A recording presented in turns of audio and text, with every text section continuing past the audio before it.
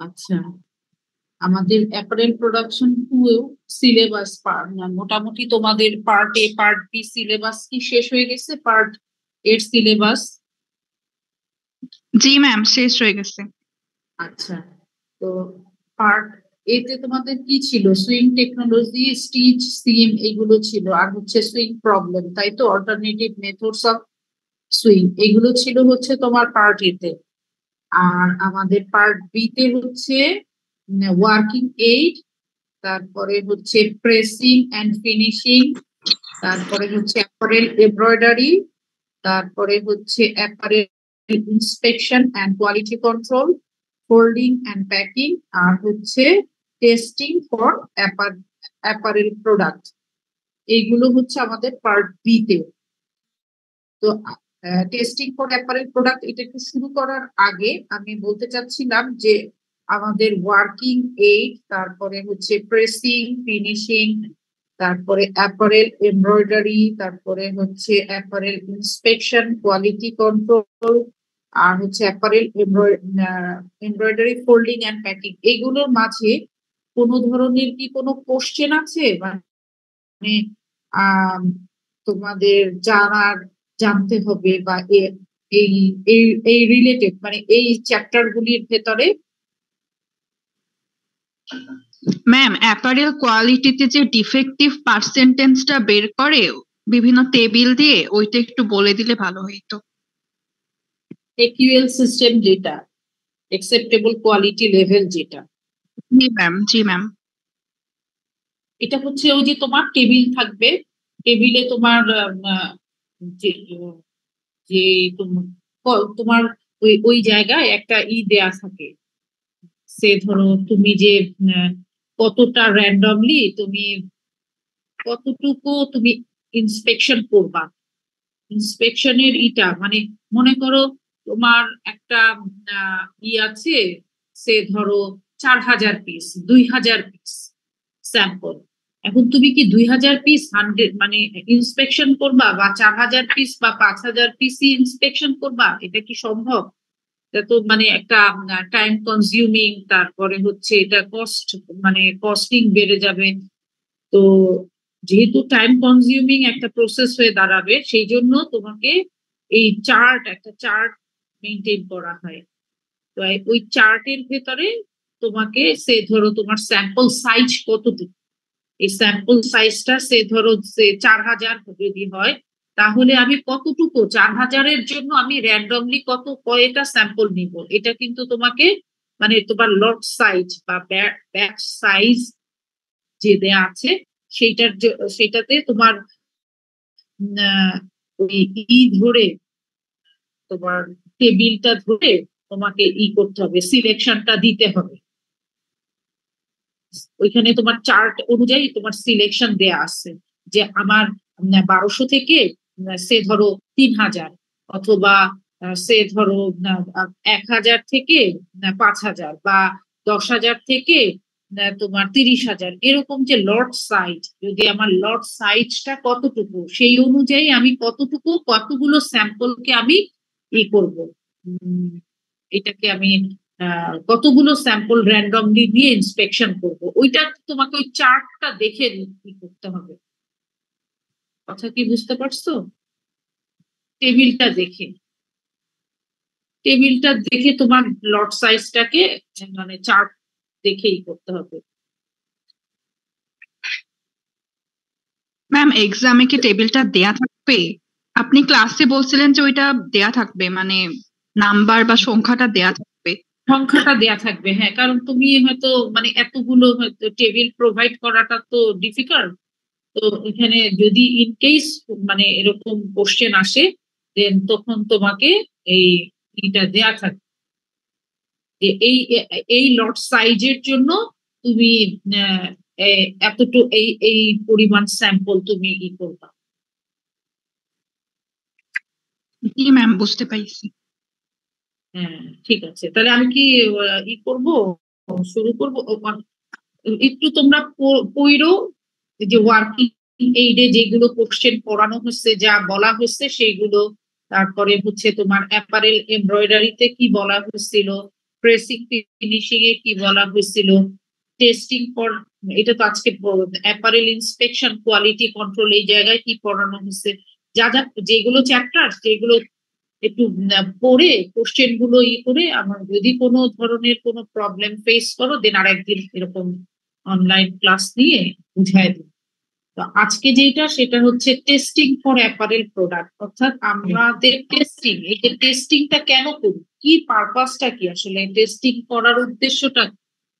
যদি আমি বলি যে ডেফিনেশন অফ টেস্টিং, টেস্টিংটাকে ডিফাইন করো, তাহলে ইভ্যালুয়েশন করা বা অ্যাসেসমেন্ট করা কোনো একটা প্রোডাক্ট বা কোনো একটা আমার যে রিকোয়ারমেন্টস ফুলফিল করতেছে কিনা, বা আমার যে স্পেসিফিকেশন অনুযায়ী আমার প্রোডাক্টটা তৈরি হলো কিনা, এটাকে মেজার করতে গেলে বা এটাকে ইভ্যালুয়েট করতে গেলে বা অ্যাসেসমেন্ট করতে গেলে আমাকে টেস্ট করে দেখতে হবে।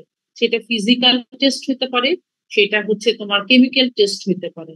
এখন টেস্ট তো বিভিন্ন ধরনের, এখন টেস্টিং করবো কেন, কি উদ্দেশ্যে করব, উদ্দেশ্যটা হচ্ছে যে আমি আমার যে তোমার মনে করো to decide which route to follow next, অর্থাৎ আমি নেক্সট আমি যে একটা স্টেপ নিব, আমি একটা ডিসিশন নিব, এই ডিসিশন মেকিং এর জন্য কিন্তু আমাকে কি করতে হবে, আমি যদি টেস্ট করি তাহলে এই টেস্টের রেজাল্ট অনুযায়ী আমি একটা ডিসিশন নিতে পারবো। সে ধরো কোন একটা ফ্যাব্রিক দিয়ে আমি একটা গার্মেন্টস তৈরি করলাম, তারপরে ওয়াশ করার পরে দেখা যাচ্ছে শ্রিঙ্ক করতেছে। এখন শ্রিঙ্কেজ হচ্ছে যে সেই শ্রিঙ্কেজ যদি হয় তাহলে আমাকে কোন স্টেজে যে এই শ্রিঙ্কেজটাকে কন্ট্রোল করতে হবে, সেটা কি আমি প্যাটার্নে শ্রিঙ্কেজটাকে কন্ট্রোল করব, প্যাটার্নের কোনো মডিফিকেশনের মাধ্যমে আমার প্রোডাক্টের, অথবা মনে করো যে ফ্যাব্রিক স্টেজে যখন ডাই হাউসে প্রসেসিং চলতে থাকে, মানে এই যে তোমার নেক্সট লেভেলের যে ডিসিশন নিতে গেলে আমি কি করব, টেস্টিং এর রেজাল্টের উপর বেস করে আমি কিন্তু একটা ডিসিশন নিতে পারতেছি। তাহলে বলা হইতেছে অথবা বলা হচ্ছে যে সিলেকশন অফ র ম্যাটেরিয়াল, আমি যে আমার যে র ম্যাটেরিয়াল আছে, আমি এই র ম্যাটেরিয়ালের সিলেকশন, কি ধরনের ফাইবার দিয়ে আমি আমার গার্মেন্টসটা তৈরি করব, বা কি ধরনের ফাইবারের স্পেসিফিকেশন, লেন্থ, কালার, ফাইননেস, বিভিন্ন ধরনের স্ট্রেংথ, টুইস্ট, এই যে বিভিন্ন ধরনের থাকে, আমি টেস্টের মাধ্যমে আমি কিন্তু একটা ডিসিশন নিতে পারতেছি। তার মানে র ম্যাটেরিয়ালের সিলেকশন এর ক্ষেত্রে, তারপরে হচ্ছে কোন ধরনের যদি কোনো প্রসেস কন্ট্রোল করার দরকার হয়, প্রসেসের ডেভেলপমেন্টের দরকার হয়, প্রোডাক্টের টেস্ট করে প্রোডাক্টের কোনো ডেভেলপমেন্টের দরকার হতে পারে, স্পেসিফিকেশন টেস্ট করব যে আমার যে প্রোডাক্ট, এই প্রোডাক্টের যে ফ্যাব্রিক, এই ফ্যাব্রিকের জিএসএম বা মনে করো যে আমার যে ফ্যাব্রিকের জিএসএম যা আমার রিকোয়ারমেন্ট, সেই রিকোয়ারমেন্টস অনুসারে এটা তৈরি হয়েছে কিনা, জিএসএম ঠিক আছে কিনা, এই যে চেক চেক করা, তারপরে হচ্ছে কন্ট্রোল করা, না কোনো ধরনের কোনো স্ট্রাকচারাল চেঞ্জ আনা, এইগুলো কিন্তু আমার টেস্টিং ছাড়া আমি কিন্তু কোনো ডিসিশন নিতে পারবো না। তাহলে আমার দুইটা জিনিস এখানে, মানে আমি খুব শর্ট বলে দিলাম যে ডেফিনেশন অফ টেস্টিং, অ্যাপারেল মানে টেস্টিং, আর একটা হচ্ছে অবজেক্টিভস অফ টেস্টিং। আরো ইলাবোরেটলি তোমরা করবা, আমি জাস্ট একটু বুঝাই দিলাম। এখন এই যে টেস্টিং, যে আমি বললাম যে টেস্টিং এর কিন্তু কতগুলো কমন টেস্ট আছে, অনেক ধরনের টেস্ট আছে, তোমরা textile testing and quality control এগুলোতে করতে পারো, জানা আছে হয়তো।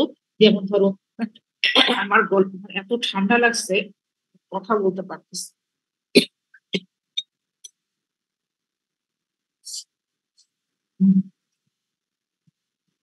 আমার কথা কি শুনতে পাচ্ছ তো?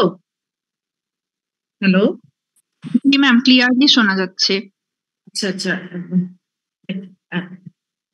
স্ট্রেংথ, ফ্যাব্রিকের স্ট্রেংথ বা কালার ফাস্টনেস বা শ্রিঙ্কেজ, তারপরে পিলিং, স্টিফনেস, তারপরে হচ্ছে তোমার কালার ফাস্টনেস এর ভেতরেই আছে রাবিং, তারপরে হচ্ছে ওয়াশ ফাস্টনেস, তারপর লাইট ফাস্টনেস, বিভিন্ন ধরনের স্পাইরিলিটি, স্টিফনেস, অ্যাব্রেশন রেজিস্টেন্স, এই যে বিভিন্ন ধরনের কমন টেস্ট। তাহলে কোশ্চেন কি হলো, তিনটা কোশ্চেন, কিন্তু একটা হচ্ছে তোমার what is testing, objectives of testing আর হচ্ছে কমন টেস্টিং এর নাম, কি কি টেস্ট আমরা কি কি টেস্ট করে থাকি আমরা, এই যে এইগুলো বললাম, কিন্তু তোমরা আরো হয়তো জানো।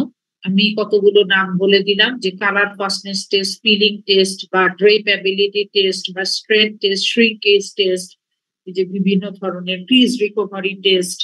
তাহলে টেস্টিং এর নামগুলি, কমন টেস্ট আসতে পারে কোশ্চেন, যে কমন টেস্টের লিস্ট মেনশন করো।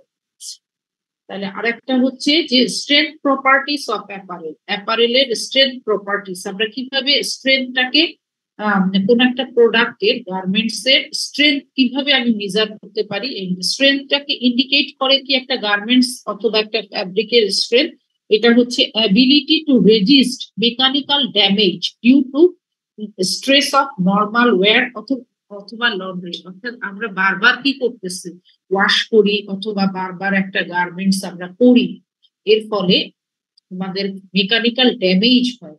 এখন এই যে মেকানিক্যাল ড্যামেজের ability resist mechanical damage due to stress of normal wear and laundry. তাহলে এখন স্ট্রেংথ প্রপার্টিস, অ্যাপারেলের স্ট্রেংথ প্রপার্টিসটাকে আমি যদি ইন্ডিকেট করতে চাই, তাহলে এটাকে তিনটা ভাগে ডিভাইড করা হয় এরিয়াতে। একটা হচ্ছে ফ্যাব্রিক, আমি যে গার্মেন্টসটা তৈরি করব, যে ফ্যাব্রিক দিয়ে, সেই ফ্যাব্রিকের স্ট্রেংথ। তারপরে হচ্ছে ফ্যাব্রিক থেকে আমি কাপড়টাকে কেটে তারপরে তো সেলাই করি, তাহলে সিমের স্ট্রেংথ। আর একটা হচ্ছে রেজিস্ট্যান্স টু ইয়ার্ন স্লিপেজ, ইয়ার্নের স্লিপেজ হয় কিনা, ডিস্টরশন হয় কিনা, এইটা। এখন ফ্যাব্রিক স্ট্রেংথ বলতে আমরা কি বুঝি, ফ্যাব্রিক স্ট্রেংথটা হচ্ছে টেনসাইল ফোর্স, যেটা resistance to tensile force, resistance to tearing force, resistance to bursting force. অর্থাৎ আমরা তো আসলে গার্মেন্টস, ওভেন গার্মেন্টস বা নিট গার্মেন্টস, বিভিন্ন ধরনের টাইপের কাপড় দিয়ে আমরা গার্মেন্টসটা তৈরি করি। তাহলে নিট যদি ফ্যাব্রিক হয়, তাহলে বার্স্টিং স্ট্রেংথ টেস্ট এর মাধ্যমে আমরা স্ট্রেংথটাকে মেজার করতে পারি। আর যদি ওভেন আইটেমের হয়ে থাকে, তাহলে হচ্ছে রেজিস্ট্যান্স টু টেনসাইল ফোর্স বা টিয়ারিং ফোর্স যেটাকে বলা হচ্ছে, সেটার মাধ্যমে আমরা মেজার করতে পারি। তাহলে সিমের স্ট্রেংথ টেস্ট করতে গেলে আমাকে কি করতে হবে, সিমের স্ট্রেংথ টেস্ট করতে গেলে এইখানে কিন্তু কতগুলো প্যারামিটার আছে। প্যারামিটার হচ্ছে আমার স্টিচটা কি টাইপের, কারণ আমরা অলরেডি, তোমরা ক্লাস করছো, বিভিন্ন টাইপের স্টিচ আছে। কোনোটা হচ্ছে লক স্টিচ, কোনোটা চেইন স্টিচ। চেইন স্টিচের ভেতরে আবার কতগুলো ক্যাটাগরি আছে।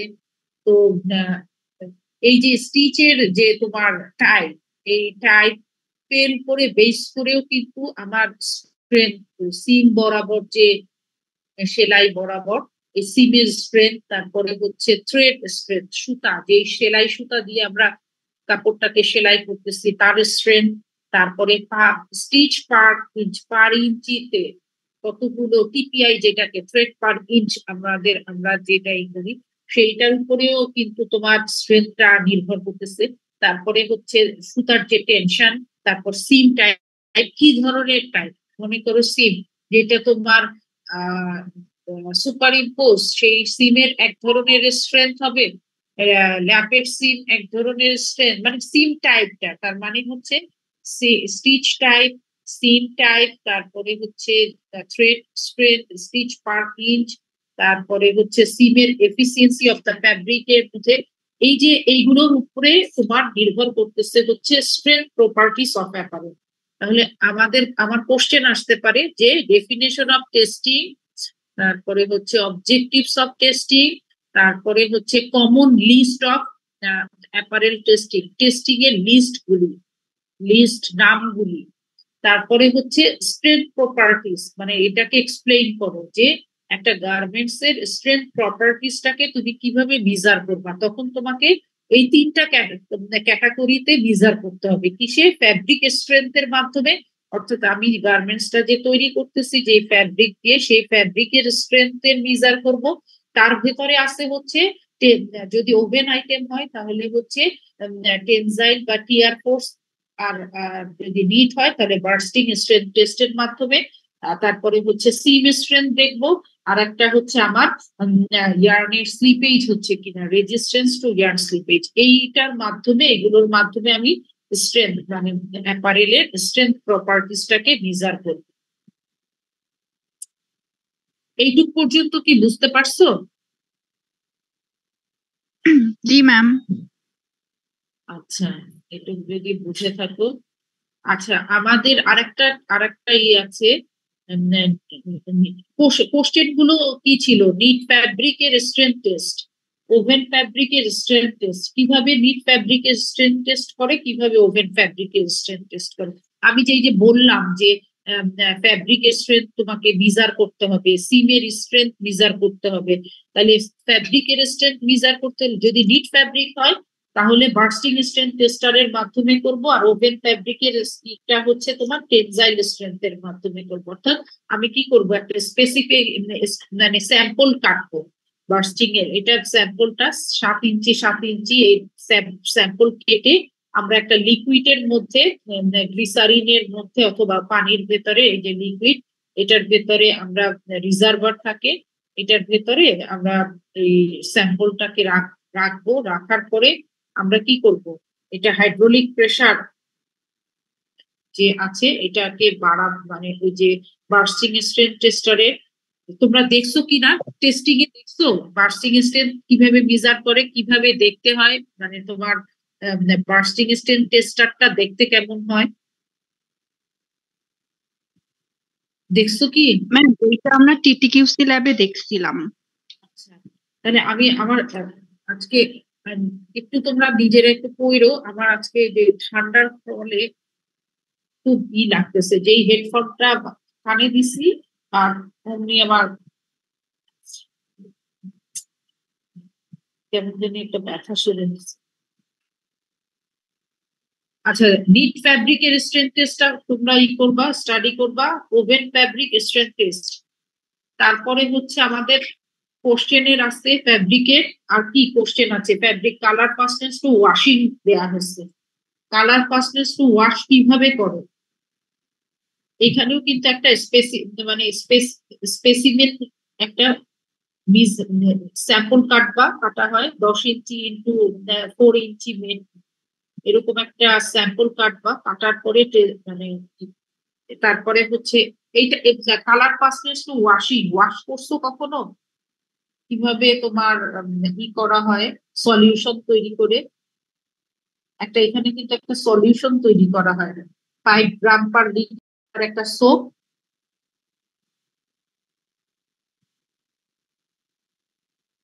এই সোপের ভেতরে দিয়ে তোমার এটিসি, বিভিন্ন ধরনের মেথড আছে, এটিসিসি মেথড আছে, তুমি যদি কোন মেথড অ্যাপ্লাই করবা, কত ডিগ্রি সেন্টিগ্রেড টেম্পারেচারে করবা, 60 ডিগ্রি টেম্পারেচার, 40 ডিগ্রি টেম্পারেচার, এরকম করে তোমার বায়ার কিন্তু উল্লেখ করে দেয়।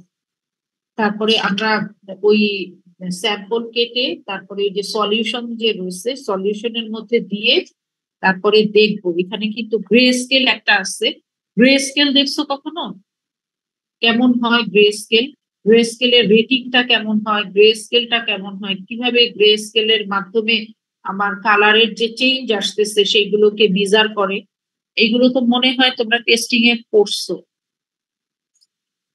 করছো কি, ফ্যাব্রিকের শ্রিঙ্কেজ কিভাবে টেস্ট করে, টেমপ্লেটের মাধ্যমে কেটে তারপরে হচ্ছে ওয়াশ করে দেখা হয় যে কতটুকু শ্রিঙ্ক করলো, করছো কি তোমরা? ম্যাম আমরা ওয়েট প্রসেসে এগুলো অল্প অল্প পড়ছিলাম, বাট এত ভালো মতো ডিটেলসে পড়া হয়নি। কেন, এগুলো তো তোমার খুবই গুরুত্বপূর্ণ, তোমার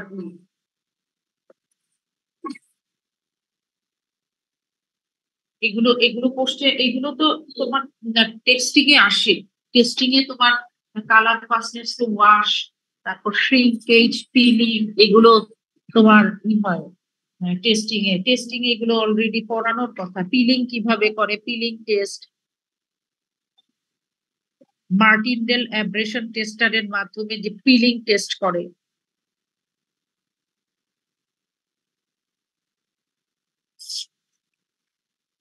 এগুলো নিজেরা একটু পড়ো তোমরা, পড়ার পরে নেক্সট ক্লাসে আমরা আরেকদিন একটু ক্লাস করাবো, সেই দিন একটু ডিটেলসে যাব। আমি জাস্ট একটু আজকে একটু ধরায় দিচ্ছি তোমাদেরকে।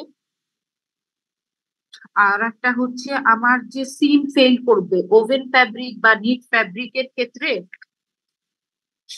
আমার হচ্ছে discussion on seam failure in woven fabric আর discussion on seam failure in knit fabric. Knit fabric বা ওভেন ফ্যাব্রিকের তোমার সিম বরাবর যে ফেল করে কেন, বলা হচ্ছে যে এই এই যে তোমার ওপেনিং লোড মেইনলি ডিপেন্ড করতেছে স্টিচের density, with structure, with of SIM allowance. অর্থাৎ তোমার সিমের একটা অ্যালাউন্স দেয়া হয়। সিম অ্যালাউন্স, এই যে প্যাটার্ন যখন পড়ছো তখন যে সিম অ্যালাউন্স কথাটা শুনছো কিনা তোমরা? শুনছো কি seam allowance? What is seam allowance? যদি কোশ্চেন করা হয় যে সিম অ্যালাউন্স জিনিসটা কি, কেন সিম অ্যালাউন্স রাখা হয়, বলো তো। সিম অ্যালাউন্স মানে কি? সিমের কেন অ্যালাউন্স রাখবো আমরা? দেখবো আমরা যখন কাপড় কাপড় সেলাই করি তখন এই যে সিম বরাবর একটু বাড়তি কাপড় রাখা হয়, প্যারালাল। কেন রাখা হয়? যদি আমরা না রাখি তাহলে কি এই সিম লাইন বরাবর খুলে যাওয়ার টেন্ডেন্সি থাকে। তারপর আমরা যে প্রতিনিয়ত কাপড়টা যখন পরতেছি তখন ওপেনিং হয়ে যাওয়ার টেন্ডেন্সি থাকে, ছিঁড়ে যাওয়ার, ডিস্টরশন হওয়ার টেন্ডেন্সি থাকে। এই কারণে সিমের বরাবর একটা অ্যালাউন্স রাখা হচ্ছে। এখন এই সিম অ্যালাউন্সটা কেন ফেল করে, কেন ফেল করে? স্টিচের ডেন্সিটি পার ইঞ্চিতে, যদি স্টিচের ডেন্সিটি উপর বেস করে, তারপর আমার স্ট্রাকচার কেমন, তারপরে হচ্ছে কত উইথ সিম অ্যালাউন্স আমরা অ্যাপ্লাই করছি, এইগুলোর উপরে সিমের সিমের সিমটা ফেল করে। আর হচ্ছে তোমার সিমের যে তোমার স্ট্রেন, এই স্ট্রেনটা হচ্ছে সিমটা স্লিপেজ, সিম স্লিপেজটা কেন হচ্ছে? ফ্যাব্রিক, যে আমার ফ্যাব্রিক আছে এই ফ্যাব্রিকের যে raw material ends and picks, তার density, types of seam, stitch density, sewing থ্রেডের সাইজ, স্ট্রেন, সুইং থ্রেডের টেনশন, এইগুলোর কারণে তোমার সিমের স্লিপেজ পড়ে, সিম স্লিপেজ পড়ে। তাহলে সিমের যে প্রপার্টিস আছে এই প্রপার্টিস গুলি, তাহলে কোশ্চেন আসতে পারে যে কি কি ফ্যাক্টরের উপরে আমার সিমের প্রপার্টিস নির্ভর করতেছে, ইম্পর্টেন্ট প্রপার্টিস গুলি কি কি ফ্যাক্টরের উপর নির্ভর করতেছে। তাহলে আমার কোশ্চেনের আনসারটা হবে সুইং থ্রেড, তার consumption, construction, colour fastness, swing থ্রেডের স্ট্রেংথ, ইলাস্টিসিটি, তারপরে হচ্ছে কম্প্যাটিবিলিটি অফ সুইং থ্রেড ফ্যাব্রিকের সাথে, সুইং থ্রেডের tension, stitch density, needle size, type, seam and stitch type, তারপরে হচ্ছে র ম্যাটেরিয়াল এন্ড তার প্রপার্টিস, তারপরে হচ্ছে ডিজাইন অথবা style of the finished article. এই যে এই সমস্ত জিনিসের উপরে সিমের প্রপার্টিস গুলি নির্ভর করে। আচ্ছা, সিম পাকারিং কেন হয়? কোশ্চেন আসতে পারে যে আমার যে সিম পাকারিং, এটার পাকারিংটা কেন হইতেছে, সিম পাকারিং কি কারণে সিম পাকারিং? আমি যে পড়াচ্ছি ধরতে পারতেছো তো? হ্যালো,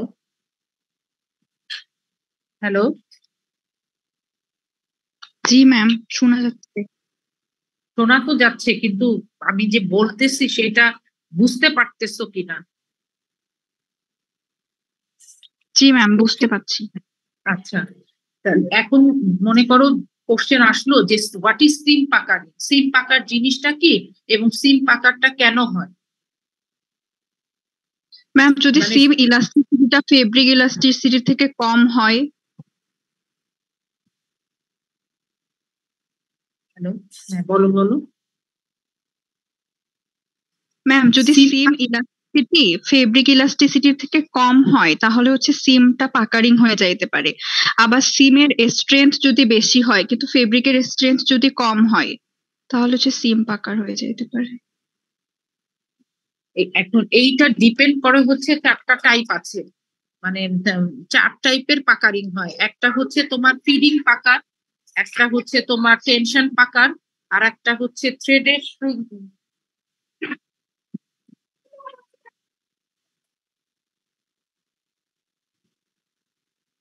হ্যালো,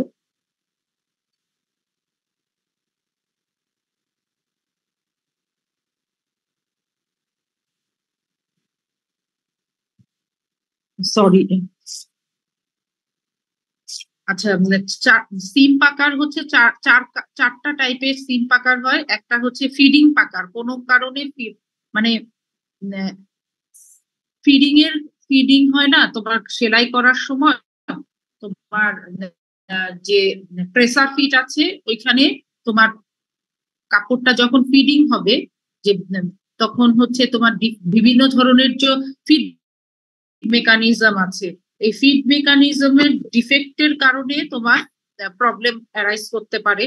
তারপরে হচ্ছে তোমার স্ট্রাকচারাল জ্যামিং, যেটাকে বলে ইনহেরেন্ট পাকার, মানে স্ট্রাকচারাল কোনো একটা তোমার কাপড়, যেই কাপড়টা যেই কনস্ট্রাকশনের কাপড় সেলাই করব, সেই কনস্ট্রাকশনের কাপড়ে মনে করো নিডেলের সাইজ যা, সেই সাইজটা হচ্ছে ডিফেক্টিভ নিডেল, মানে যেইটা দরকার ছিল সাইজ, সেই সাইজটা না দিয়ে অন্য সাইজের নিডেল যদি তুমি ইউজ করো, অথবা সুইং থ্রেডের যে তোমার সাইজ আছে সেই সাইজটা যদি ইউজ না করো, তখন দেখা যাচ্ছে যে স্ট্রাকচারাল জ্যামিং এর মতো, মানে সেলাই করার সময় এই defective swing thread, defective needle size, এইগুলোর কারণে তোমার কাপড়টা সেলাই করা যাবে না, কাপড়টার স্ট্রাকচারাল জ্যামিং হয়ে যায়, তখন সেলাই মানে তোমার সিম পাকার হয়।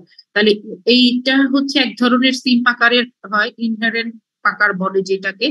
আর একটা হচ্ছে ফিডিং এর প্রবলেমের কারণে বিভিন্ন ধরনের যে তোমার বটম ফিড মেকানিজম থাকে, বিভিন্ন ধরনের যে ফিড মেকানিজম, এই ফিড মেকানিজমে তোমার কাপড়টার যেমন ধরো ড্রপ ফিড মেকানিজম, তার যে লিমিটেশন রয়েছে, মানে কোন বটম টপ বটমের যে ফ্যাব্রিকের বটম যদি গ্রিপ ঠিক মতো না করে ফিডিং এর প্রবলেমের কারণে, তখন তোমার পাকারিং হয়।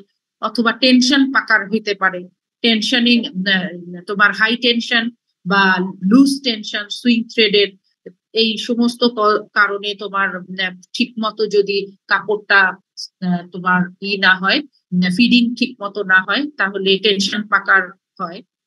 তারপরে হচ্ছে আমি যে সুতাটা, সেলাই সুতাটা ব্যবহার করতেছি, থ্রেড শ্রিঙ্কেজ পাকার যেটাকে বলে, এটা অবশ্যই এটা তোমার আফটার গার্মেন্টসটা তৈরি হওয়ার পরে তোমার যখন ওয়াশ করে তখন শ্রিঙ্কেজ করে কাপড়ের সাথে তোমার সেলাই সুতার অ্যাডজাস্টমেন্ট না হওয়ার ফলে। তাহলে আমার কোশ্চেনটা হচ্ছে যে তোমার সিম পাকার জিনিসটা কি, সিম পাকারি কেন হচ্ছে, কি কারণে হচ্ছে, এবং সিম পাকারের টাইপটা কি। তাহলে কজ অ্যান্ড রেমিডি, এই এই এই টাইপের কোশ্চেনটা আসতে পারে। তখন হচ্ছে তোমাকে হোয়াট ইজ সিম পাকার, সিম পাকার যে একটা প্রবলেম, এবং এই সিম পাকারটা কেন হচ্ছে, এবং সিম পাকারের কারণটা, এই চারটা কারণ তোমাকে কি কারণে হইলো, এবং এই কারণ থেকে তুমি কিভাবে রেকটিফাই করবা, রেকটিফাই করার অপশন, এই জিনিসটা তোমাকে জানতে হবে। একটা হচ্ছে ইনহারেন্ট পাকার, ফিডিং পাকার, টেনশন পাকার, থ্রেড শ্রিঙ্কেজ পাকার।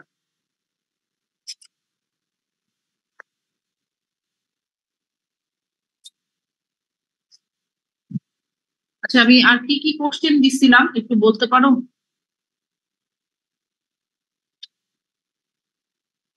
হ্যালো, ম্যাম ফার্স্টে হচ্ছে ডেফিনিশন, তারপর হচ্ছে অবজেক্টিভ, আচ্ছা, তারপর নেম অফ সাম ডেফিনেশনটা কি কমন। বুঝতে পারছো? What is definition? হ্যাঁ, স্টেপ বাই স্টেপ আসি। ডেফিনেশন তো বুঝতে পারছো, টেস্টিং এর ডেফিনেশন। হ্যাঁ, অবজেক্টিভস অফ ডেফিনেশন। তারপরে আমার মনে হয় একটা ম্যাম কমন ওই নামগুলা জায়গায় একটা, তারপর হচ্ছে স্ট্রেংথ প্রপার্টিস। কমন নামগুলো, এইটা কিন্তু তোমার ওই ইসের মধ্যে মানে দেয়া নাই, কিন্তু তোমাদেরকে জানতে হবে, টেস্টের নাম জানতে হবে। তো এটা আমি দিতে মানে হয়তো ভুলে গেছি, কিন্তু টেস্টের নাম, বিভিন্ন ধরনের যে টেস্ট হয় এই টেস্টের নাম অবশ্যই জানতে হবে, লিস্ট অফ কমন টেস্ট। হ্যাঁ, তারপরে হ্যাঁ বলো। তারপরে ম্যাম ফেব্রিক স্ট্রেংথ, সিম স্ট্রেংথ, নিট ফেব্রিক স্ট্রেংথের জন্য হচ্ছে কি টেস্ট করা হয়, ওভেন ফেব্রিক স্ট্রেংথের জন্য কি টেস্ট করা হয়, তারপর হচ্ছে কালার ফাস্টনেস টু ওয়াশ এগুলা জানতে হবে। আর ডিসকাশন অন হচ্ছে seam failure in woven fabric and হচ্ছে নিট ফেব্রিক। তারপর হোয়াট ইজ সিম অ্যালাওয়েন্স, আর হচ্ছে কি কি ফ্যাক্টরের উপর সিম প্রপার্টিস গুলা ডিপেন্ড করতেছে, আর সিম পাকারিং কেন হয়, এটার কজ এন্ড রেমেডি। আচ্ছা, যাই হোক, তো মোটামুটি কিন্তু একটু বলে বলে দিচ্ছি। আমি যে বইটা ফলো করতেছি সেটা হচ্ছে যে কাশেম স্যারের বই। কাশেম স্যারের বইও ফলো করতে পারো, অথবা তোমার মেহেতার বই আছে যেটা তোমাদেরকে কোয়ালিটি কন্ট্রোলে পড়াইছি, ওইখান থেকেও তোমরা করতে পারো। কাশেম স্যারের বইয়ে কালার ফাস্টনেস টু ওয়াশ যেটা, সেটা 115 নাম্বার পেজে আছে ওখানে। আর হচ্ছে তোমার ফ্যাব্রিকের যে টেস্টিং নামে একটা চ্যাপ্টার আছে, 106 নাম্বার পেজ, এখান থেকে শুরু। এখানে সুন্দরভাবে দেয়া আছে। আর মেহেতার বই সেখান থেকেও তোমরা পড়তে পারো। নেক্সট তোমরা আরেকদিন আমাকে একটু কষ্ট করে সময় দিবা। এই যে আমার সাইডে পার্ট বি তে যে চ্যাপ্টার গুলো আছে, এই চ্যাপ্টার গুলোতে তোমরা কি কি ধরনের প্রবলেম ফেস করতেছো এইগুলো নিয়ে আমরা ডিসকাস করব। যদি বলো তাহলে কালকে। হ্যাঁ বলো। একটু বলে দিলে ভালো হইতো যে কোন কোন চ্যাপ্টার একসাথে মিলে সেট হবে বা কোথা কোথা থেকে সেট হইতে পারে এগুলা। এইটা মনে করো, এটা হয়েছে কি, আমি আমি আমার মতো করে হয়তো বললাম, কিন্তু যখন মডারেশন হয় তখন যদি ওই ওই ওই ওই রকম না আসে, তখন তো বলবা যে ম্যাডাম তো বলছিল এরকম। সবচেয়ে ভালো হয় যে সিআর সিআর হচ্ছে আমার সাইডে যে আমরা পড়ানো হয়েছে, সেইটা হচ্ছে সূচি ম্যাডামকে প্রোভাইড করা। যদি ঠিক মতো প্রোভাইড করতে না পারো, তাহলে কিন্তু মানে কোশ্চেন করতে গিয়ে উনি মানে করতে পারে। বুঝতে পারছো? এই কারণে আমি যেগুলো পড়াইছি সেই চ্যাপ্টার ধরে ধরে, যে ম্যাডাম এই চ্যাপ্টারে এই এই কোশ্চেন গুলো পড়াইছে, এই চ্যাপ্টারে এই কোশ্চেন, এইভাবে করে ওই সূচি ম্যাডামকে দিয়ে দিবা, তাহলে কিন্তু প্রবলেম ফেস করতে হবে। আর প্রিভিয়াস ইয়ার যে আছে অ্যাপারেল প্রোডাকশন 2 এর যে কোশ্চেন, সেগুলো একটু সলভ করবে।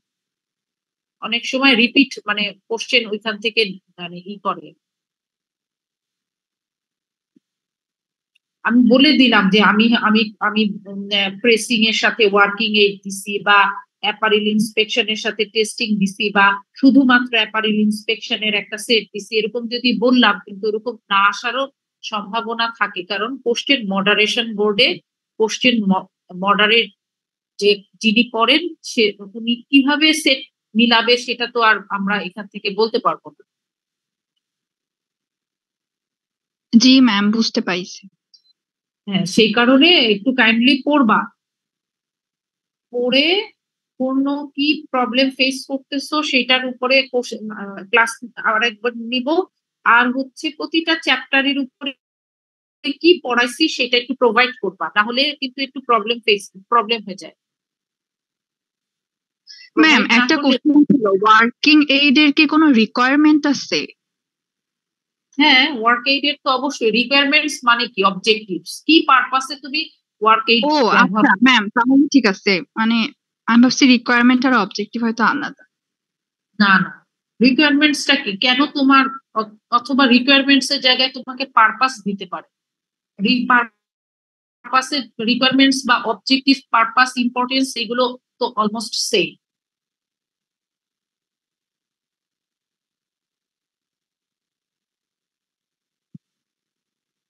তো আমি কি ক্লাসটাকে একটু মানে কি করবো, শেষ করে দিব? জি ম্যাম।